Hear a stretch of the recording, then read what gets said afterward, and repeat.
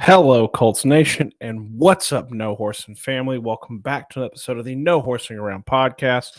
As always, I am one of two dudes talking Colts. I'm one of your hosts, Stephen Burton, and as always, No Horsing Around is powered by Wager Wire.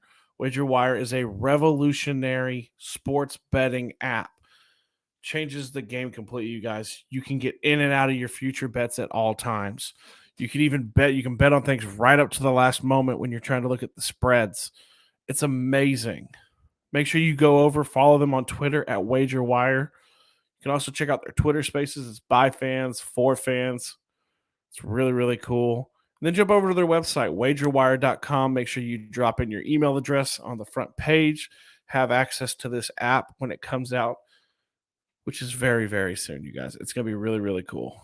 So, continuing our amazing series, right, on the odyssey that is the Indianapolis Colts head coaching search, right? What does it actually look like? Who are they looking for? And when the question we get all the time is when will it end? But today we're going to cover I think it's coming the first round. I think it's coming to a close, right? I think it's kind of coming to an end.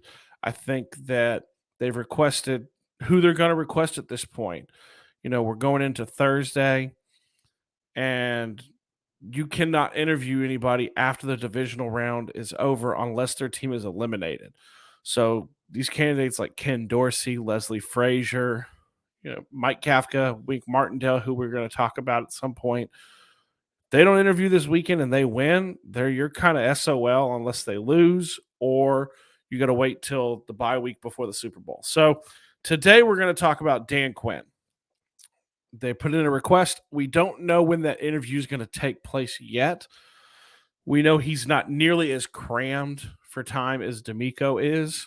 But Dan Quinn, all right, let's dive in. We do the little deep dive all the time on these guys. Dan Quinn, a lot of people are going to remember him as the head coach of the Atlanta Falcons.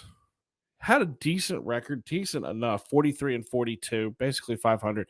Went to the Super Bowl. Obviously, he is known for the 28-3 comeback loss to the New England Patriots in the Super Bowl. Did a pretty good job in Atlanta, you know. Prior to that, most people would also know he was the defensive coordinator for the Seattle Seahawks under Pete Carroll. He helped form and mold the Legion of Boom and that amazing defense that they had.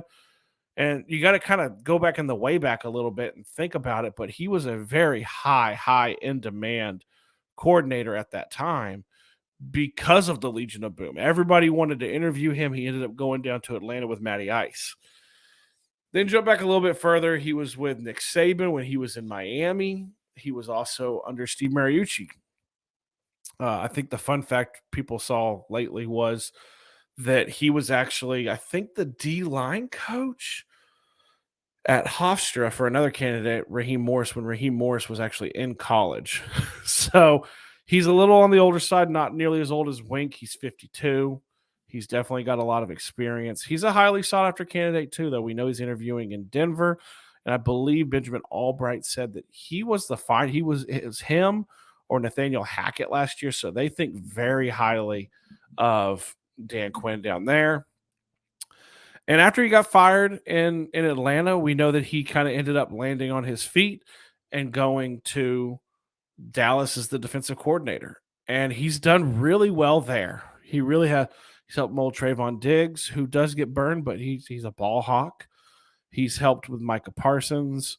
He's helped with a lot of the players, DeMarcus Lawrence. He's helped a lot. The defense was not good before he got there, right? And he came there, and the defense has been definitely a strong suit over the last 2 years while he's been there. So as far as what he's done very well. Now, here's the question is, this is one of the retread hires that we hear about all the time. Where do you sit on this? For me personally, it doesn't do a ton for me. I'm not super uber excited about the idea of Dan Quinn. I also think he's a heavy candidate, heavy favorite in Denver if they don't land Sean Payton. I'm not going to say it's because he's on the defensive side of the ball, because you guys know I'm a huge Raheem Morris. I like Ajiro Aviro as well, and D'Amico Ryans. Hell, I think 3 of my top 4 are on the defensive side of the ball.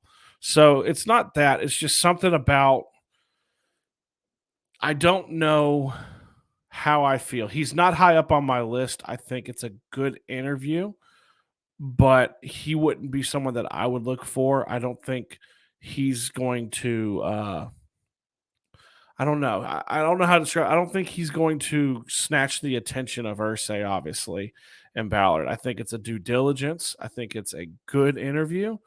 Um, but do I think that he's like up at the top? No. And would I be upset if he wasn't? No.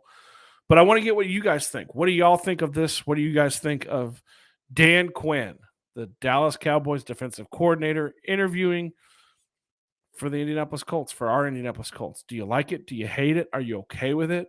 Where does he rank on your list? Drop it in the comments. You know, me and Zach say all the time, we try our best. We get a lot of comments now. So we try our best to sift through them and answer as many as we can when you guys have questions.